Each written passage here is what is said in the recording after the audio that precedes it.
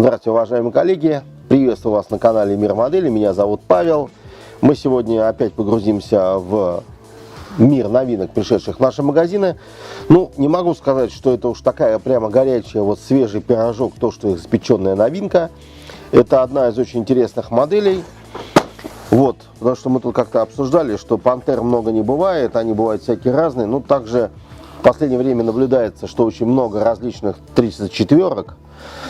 И от звезды, ICM делает, и 85-ки, и Т-34-76 различные, ранние, поздние. Все делают. И вот очень интересная компания Raiffeld Model выпустила вот такую интересную самоходку, очень активно участвующую в свое время в боевых действиях. На базе Т-34 установлена 122 мм гаубица. Участвовала эта машина в составе египетских и сирийских войск. Вот такая вот интересная модификация.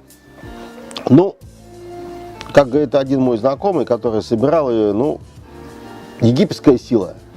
Вот такая вот вещь. Очень интересная машина, очень неплохо она применялась в боях против израильских войск.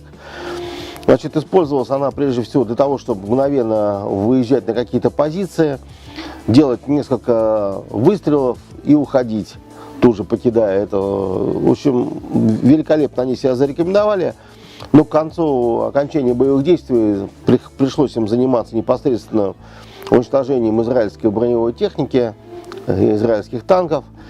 Ну, здесь сложилось, ну, как сказать, не очень были подготовлены сирийские и, в частности, египетские экипажи для того, чтобы стрелять из гаубицы по движущим целям. Как говорят наши специалисты, все-таки недостаточная выучка не дала добиться им таких успехов. Как самоходное орудие они проявили себя великолепно. С этим никто не спорил. Но в то же время большое количество развороченных и уничтоженных попаданием этого мощного орудия центурионов, также М-60 израильской армии, до сих пор где-нибудь в пустыне лежат под слоями песка. Ну, мы сейчас заглянем, что находится в коробке, потому что Raiffeld Model выдавала нам Тигра и Пантера, и тут неожиданно Т-34, да еще египетская. Интересно, посмотрим, что находится в коробке. Вот такая замечательная, так сказать, иллюстрация. Вот здесь у нас модели, ну, так сказать, 3D модель. Вот. Ну, здесь два варианта, в принципе, они дают окраски. Ну, теперь заглядываем внутрь. Вот сразу нам бросается в глаза вот такой вот литник. Это у нас непосредственно нижняя часть ванны корпуса и непосредственно сама вот эта вот именно башня, или как вот она называется. Сразу достаю, чтобы не было вопросов. И вот верхняя часть корпуса. Вот таким вот образом все это очень аккуратненько сделано. Вот, и 34-ки это были не наши советские, это с чехословацких заводов шли туда, в Египет. Вот. Разработка, судя по всему, это их не самостоятельная, я так понимаю. Вот, потому что не видел в таком исполнении еще, если честно, 34-ок. Четко аккуратное литье, болты, заглушки, все показано. Вот такое здесь обилие опорных катков. Они здесь разные, потому что есть и такие использовались, и такие. Они здесь даны в двух видах. То есть можно либо эти использовать вот так вот, либо вот эти можно использовать. Вот, все четко пролито.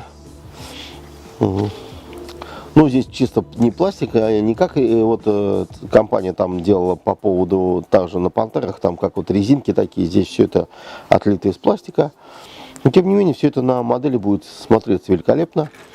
В этом я думаю, что уверен и даже не сомневаюсь. Здесь у нас опять же вот ведущие и элементы гусениц. Гусениц сделано по модной, как и звезда сейчас делает. Нижняя ветвь прямая, верхняя с изгибом по опорным каткам. Тут вот даже видно, что такая как бы есть волна. Волна есть. Вот он балансирует. Вот. И вокруг ведущей звездочки и ведущего колеса идет вот так вот по тракам будет все это соединяться. Вот колодца так называемых амортизаторов, которые идут вдоль борта. Вот таких вот два одинаковых литника, они абсолютно одинаковые.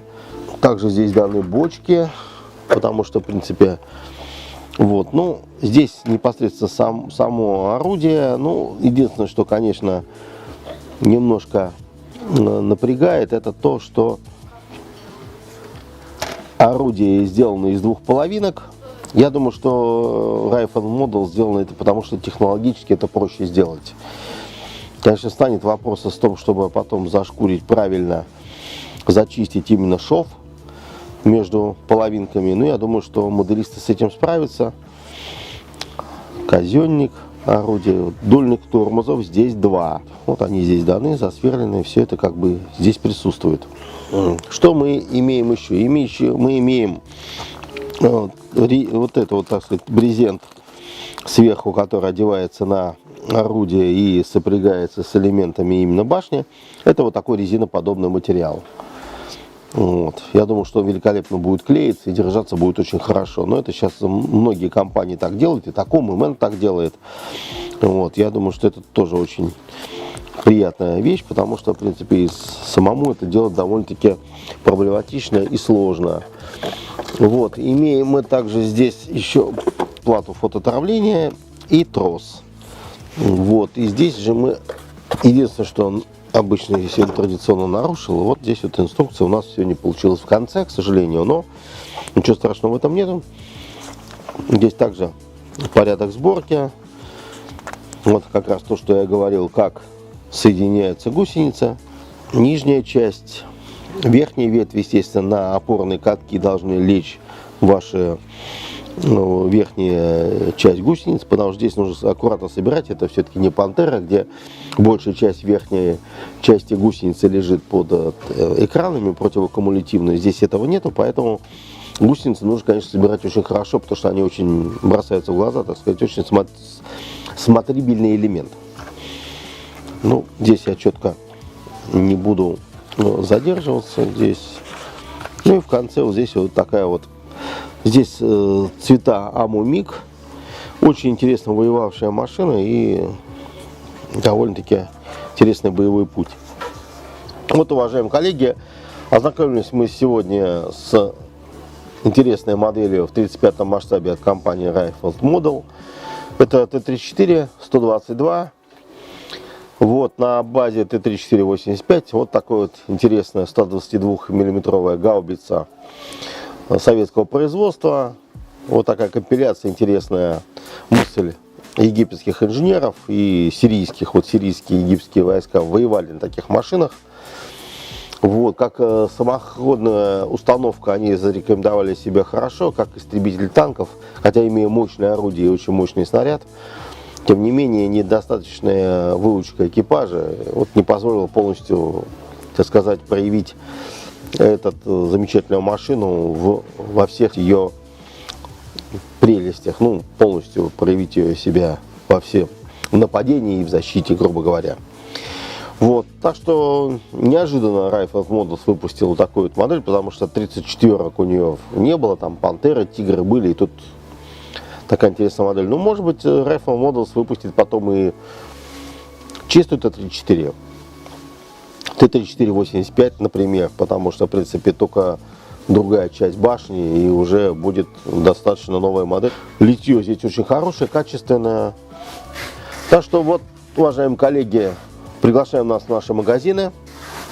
Покупайте, пожалуйста, эти новинки, собирайте. Собираются они отлично.